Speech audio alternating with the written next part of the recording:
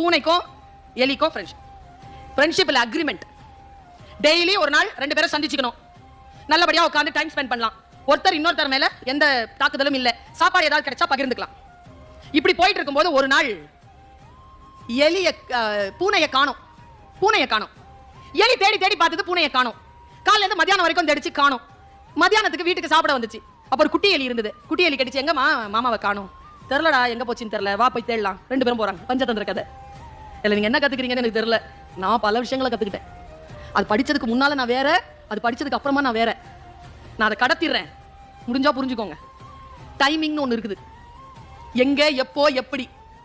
சரியான விஷயமா இருக்கும், தப்பான நேரமா இருக்கும். தப்பான விஷயமா இருக்கும், சரியான நேரமா இருக்கும். மிஸ் ஆயிடும். சரியான நேரத்துல சரியான விஷயத்தை அடிக்கணும். தப்பான விஷயத்துல சைலண்டா இருக்கும். இது புரிய மாட்டேங்குது. அனுபவத்துல புரிய மாட்டேங்குதுல்ல. கதை எப்படி சொல்லி தருது பாருங்க உங்களுக்கு. ஒரு புத்தகம் சொல்லி தருகிறது உங்களுக்கு.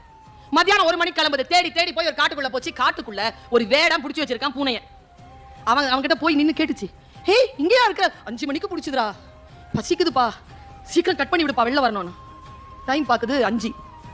சூரியன் அஸ்தமனம் ஆகிறதுக்கு இன்னொரு 1/2 மணி நேரம் இருக்கு. என்ன செய்யலாம்? மெதுவா கடிக்குது. உடனே அந்த குட்டி வந்து டக்கு டக்கு டக்கு டக்கு கடிச்சது. அம்மா கண்ணை காட்டுச்சு. சைலண்ட் ஆயிடுச்சு. மெதுவா கடிக்குது. துடிக்குது பூனை. இது மெதுவா கடிக்குது. கரெக்டா 5 ஆச்சுங்க. தூரத்துல இருந்து சத்தம். வேடம் வந்துட்டான். டாக் டாக் டாக் டாக்னு. அவன் வர்றதுக்கும் சரியான இது கிழிக்கிறதுக்கும் உள்ள அந்த பூனை ஓடுறதுக்கும் இது எலி குட்டியை பிடிச்சிட்டு போய் பொந்தல அடையிறதுக்கு சரியா இருந்தது டைமிங். உள்ள இருந்து எலி குட்டி அம்மாட்ட கேக்குது, இவ்வளோ பசியோட இருந்த மாமாவை ஏன் இவ்வளோ நேரம் தவிக்க விட்ட?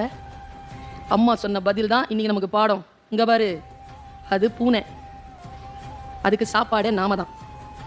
சரியா? அப்போ எலி குட்டி கேட்டுச்சு, அதான் உன்னோட அக்ரிமெண்ட் போட்டுருக்குது, உன்னை சாப்பிட மாட்டேன்னு. அக்ரிமெண்ட் எனக்கு தான். அது காலையில இருந்து பசியா இருக்குது. உன்னையும் காப்பாத்தணும், பூனையும் காப்பாத்தணும்னா சரியான டைமிங்க்கு வெயிட் பண்ணி சரேல்னு அறுத்து விட்டேன். அதுவும் ஓடிச்சு, உன்னையும் நான் காப்பாத்திட்டேன்ற ஒரு பஞ்சதந்திர கதை.